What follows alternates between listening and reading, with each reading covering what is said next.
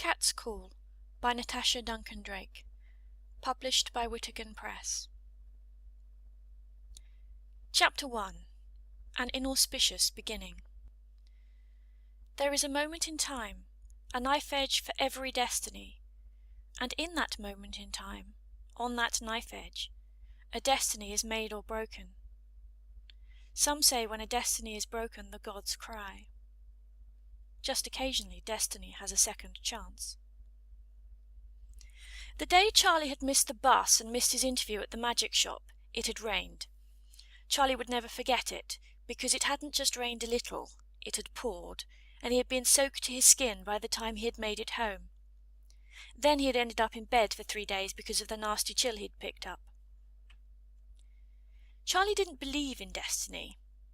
As far as he was concerned, that day had simply involved a summer job before doing his A-levels, and his dad had got him into his office as a temp instead. It was only when he walked past the old place 2 years later that he even thought about it again. For once, the sign on the door read "Open," so he turned towards it and stepped inside. "You are not what I was expecting. You are too old," a voice said almost as soon as he walked into the dimly lit shop. "Sorry," Charlie said, spotting an old woman behind the counter. "I thought you were open." He was sure the sign had said "Open," but even in the backwaters of Kent, that was not a normal way to greet a customer. "I've always meant to come in," he stumbled on, feeling awkward but not quite knowing what to do. "I almost worked here once, when I was 16. Had a letter, but I missed my bus and missed my interview. I'll be going then. Sorry to have disturbed you." The way the woman was looking at him was unnerving. "No matter," she said before he could turn away, still eyeing him in a very unsettling manner. "Come in, look around, explore where your heart leads you." Clearly the woman had mysterious and eccentric down to a T, but Charlie didn't think he could just turn and leave any more. It would be rude. Trying to look as if he didn't think missing that interview had been a lucky escape, he smiled awkwardly and began to wander around. He had expected the shop to be full of magic tricks and stage stuff, but it actually seemed to be full of crystals and incense and weird statues and generally bizarre things. For a little while he browsed and pretended to be interested, but just as he was working himself up into leaving, he saw something towards the back of the shop. It glinted at him from a shelf. That probably should have been his first clue something odd was going on, because there wasn't enough light in the shop to make anything glint.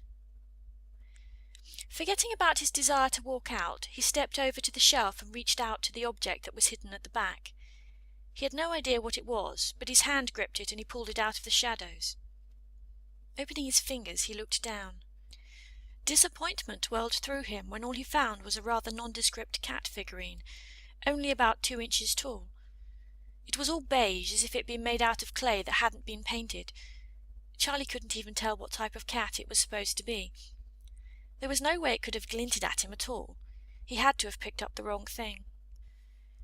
He was going to put it down. But then the tiny statue opened its eyes and looked at him. A piercing green gaze stared straight into his own, glinting in the low light, and he froze. His brain seemed to disconnect from his nervous system and left him helpless in the face of the impossible.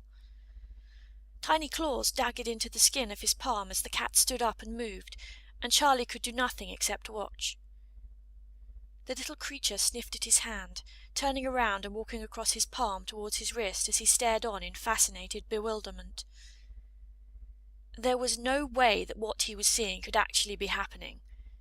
It was simply insane, so he had to be hallucinating. That meant he must have touched something that was contaminated with a weird drug, or the incense that was burning in the shop wasn't really incense. For a crazy second he wondered if the owners were white slavers or something like that. Did they trade in innocent teenagers?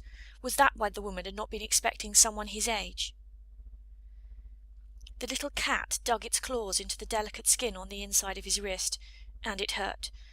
But about all he could do was whimper quietly. It didn't hurt as much as when the cat began to push its paws under the upper level skin, though. At that point, agony shot up his arm, up his neck and into his brain. It was as if the small thing had found a direct connection to the pain centres in his skull. The only good that caused was that it broke his paralysis and he cried out, trying to shake the little cat off, but it was as if it was stuck there. Stumbling backwards, he fell into one of the other shelves and pain ripped up his arm again. He felt himself going weak at the knees as his vision tunnelled down, so all he could see was the creature burrowing into his wrist, and then everything went mercifully black. He is too old. The fog in Charlie's mind began to clear, just in time to hear those words, and his first thought was, "Oh God, they're trying to sell me." "The door opened for him," was the rather peculiar response to the first assertion that stopped his panic mid-imagining. "He cannot be trained," the original speaker said in a very firm tone. "The cat spirit chose him." It seemed there was an argument going on between what sounded like the old woman and someone else, but Charlie really didn't understand it. He appeared to be lying on a small cot-like bed in what looked like a storeroom. There was one window, and the door was slightly open, so he could hear his captors out in the shop. "He is past the threshold," the first speaker insisted. "His mind will not accept the new reality. He should have been here 2 years ago." "He was chosen, and that is an end to the matter," the old woman said firmly. "You will train him, Akari, and that is that." Charlie decided that maybe he was still drugged and slowly tried to sit up. Considering he was still under the influence of something, it was surprisingly easy. He'd been high only once when he'd been in hospital and they'd had him on morphine, and he didn't feel anything like that. He didn't feel sick, and the only thing that hurt was his wrist, which he hurriedly looked at. No holes, which was good, but he was pretty sure he hadn't gone to sleep with the tattoo of the large cat that stretched from his wrist to the crook of his arm. In fact, Charlie was pretty sure he didn't have any tattoos at all. It was a beautiful cat, his mind informed him before he could worry about it too much. Very stylized, not really like any particular cat, but encompassing all sorts of different ones. He just stared at it for a while until he realized what he was doing and decided that he really had to still be chemically impaired to be doing something so stupid when his life was in danger. As quietly as he could, he swung his legs off the camp bed and carefully stood up. That went surprisingly well. The bed didn't squeak, and his legs seemed perfectly happy to hold him. Of course, that left him with the choice of how to try and leave. There was the door, and he could attempt to run through the shop, but he didn't want to end up in a stupor again. Then there was the window. It wasn't big, but neither was he width-wise, and it didn't look very secure, so it was definitely the better option. Walking as quietly as he knew how, and praying that his captors were not about to come in and find him, he crossed to the window. It was set high, but he was tall and he reached it easily. All that was keeping it closed was a small latch, and it was an old-fashioned window with nothing to stop it flipping up the whole way. He was under no illusions that he was strong enough to pull himself up and through without making a lot of noise and fuss, so he looked around for something to help. There was a wooden chair the other side of the storage rack, and it took him a minute or so to move it quietly, but it made a very sturdy boost point for getting to the outside. There was no way to hold the window open completely, so it was awkward, but he managed to lever himself through. The outside was down onto an asphalt path in an alleyway between the old buildings either side, and it was a hard landing. He hit the ground solidly, but it was better than being stuck. By the time he'd made it that far, his heart was beating like a snare drum, mostly from fear, but from the exertion as well, and when the window shut with a thunk, he just ran. "Police station," he muttered to himself, but he couldn't for the life of him remember where it was. That left home as the safest option, and he made up his mind. It was as he hit the street that he realized all was not well. Something seemed to be wrong with his eyes as he stared at the building opposite where he was standing, and it moved. He blinked as the effect confused his brain and upset his equilibrium, and it felt as if the whole world was shifting. He wanted to just keep running, but he didn't dare, not unless he wanted to end up on his face. In the end, it took him a couple of seconds to realize that the effect was caused by the fact that he seemed to be seeing two buildings, one on top of the other, like a bad 3D camera effect. The two images were continually coming together and moving apart again. Shaking his head, he dragged his eyes away and was incredibly pleased to realize that most of the buildings on the road looked normal. Focusing on the ordinary rather than the weird, he began to run.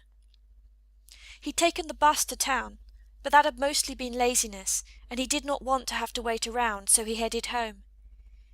He was not the greatest athlete, but he played football and he had enough adrenaline pumping through his system to make him keep going.